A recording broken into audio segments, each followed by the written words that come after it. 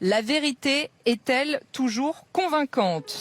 Bon alors, est-ce que la vérité est toujours convaincante? Analysons tout ça. Alors tout d'abord, on peut se demander qu'est-ce que c'est que la vérité? Non, parce que la vérité de l'un n'est pas la même chose que la vérité d'un autre. Il y a des gens qui vont te dire que la Terre est plate, pour eux c'est une vérité. Il y a le Front National qui va te dire qu'il a pas détourné d'argent, pour lui aussi c'est une vérité. Et il y a des femmes sur TikTok qui vont te dire que tous les hommes sont des agresseurs, pour elles aussi c'est une vérité. Donc on peut se dire déjà que la vérité n'existe pas si elle est subjective. Est-ce qu'au final la seule vérité qui compte c'est les preuves scientifiques? Et c'est là que ça devient intéressant parce qu'on part sur la deuxième partie du texte qui est-elle toujours convaincante? Non, parce qu'au final, même si t'as des preuves scientifiques, il y a toujours des personnes qui te diront qu'ils sont pas convaincus. Par exemple, quand j'ai démontré à mon ex qu'elle m'avait trompé, elle m'a répondu bah non, je t'ai pas trompé parce que j'ai pas eu d'orgasme. Et on voit très bien par exemple avec la religion que ce n'est pas prouvé scientifiquement et pourtant il y a plein de gens qui sont convaincus. Donc est-ce qu'au final ce n'est pas la vérité qui est convaincante mais c'est le nombre de personnes qui y croient qui deviennent plus convaincants que la vérité? Et donc au final, la vérité ne devient pas une preuve scientifique mais elle dépend des talents oratoires de chaque personne. Et on peut citer par exemple le philosophe CNews